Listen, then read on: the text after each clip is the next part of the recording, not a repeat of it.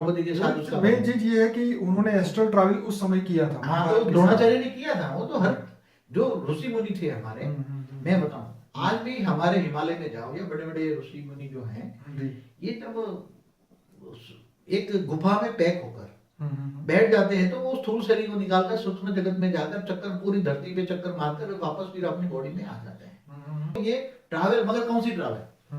तुम्हें क्या ये धरती पर घूमना है, ये धरती के अंतरिक्ष में घूमना है, या बाबू जी मैं प्रैक्टिकल ये जानना चाह रहा हूँ कि जब हम एस्ट्रल ट्रैवल, जैसे आप कई बार हमें बताते हैं कि आप अपने योग में यहाँ से आप ऊपर जाके ऐसे अनंत गैलेक्सियाँ देख सकते हैं समाधि अवस्था में जाके, तो मैं ये जानना चाह रहा हूँ कि उस समय हमारी आत्मा की क्या स्टेज होती है? क्या हमारे थॉट्स ट्रैवल करते हैं, या हमारा सूक्ष्म शरीर ट्रैवल करता है, या हमारा कारण शरीर ट्रैवल करता है, या हमारी सोल ट्रैवल करती है? देखो, आत्मा की स्टेज उस टाइम पर क्या होनी चाहिए, पहले एक बात बता दो। हाँ, ये कब बनता है और कौन कर सकता है? जैसी तरह मैं समाधि अवस्था में जब जाता हूँ तो आम ऋषि मुनि भी पहले समाधि अवस्था जाते हैं ना, राइट।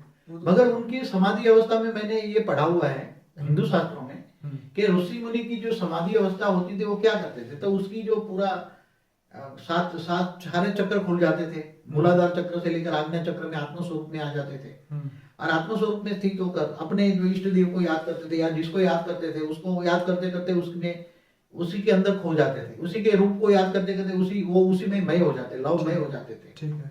उसको अलग अलग स्टेज बताया गया, आत्मा की अलग अलग स्टेज है। तो आज्ञा चक्र से ऊपर जब स्टेज अच्छी बनती है तो उसका सहस्त्रागार खुल जाता है। और समाधि अवस्था में हिंदू शास्त्रों में कई ऋषि मुनियों ने अपना अनुभव लिखा है कि जब सहस्त्रागार, कोई भी आत्मा का सहस्त्रागार की स्टेज बन जाती है, सहस्त्रागार खुल जाता है, तो सहस्त्रागार में जितने सेल है इतने ब्रह्मांड है।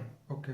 तो हर सेल खुल जाता है, तो अनंत कोटि ब्रह्मांडों में तुम खुद जाके ट्रैवल कर सकते हो। ओके। तो ये ऋषि मुनि जब सहस्त्रागार में चले जाते थे तो उसकी आत्मा दशम द्वार, उससे ऊपर है वो दशम द्वार में आत्मा निकलकर पूरे अनंत कोटि ब्रह्मांडों में घूम फिर कर आकर वापस प्रवेश कर सकती थी, और अनंत कोटि ब्रह्मांडों में कनेक्शन रख सकती थी। और इससे भी वापस आएगा तो आज्ञा चक्र में आया, आज्ञा चक्र नीचे चक्र में आ गया तो देवभान में आ गया।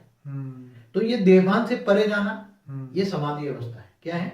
देवभान से परे जाना। मगर ये कौन कर सकता है? जैसे ऋषि मुनि है, ये जब जंगलों में गुफाओं में अकेले चले जाते थे, ये साधारण ऋषि मुनि भी नहीं कर सकते थे।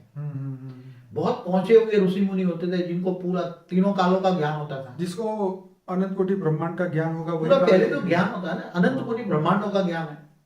ये हर मतलब शिव महाशिव प्रलय सारा ज्ञान होता है, मतलब वेदों उपनिषद से भी परे का ज्ञान होता है, परम ज्ञान जो उनके पास परम ज्ञान आता है।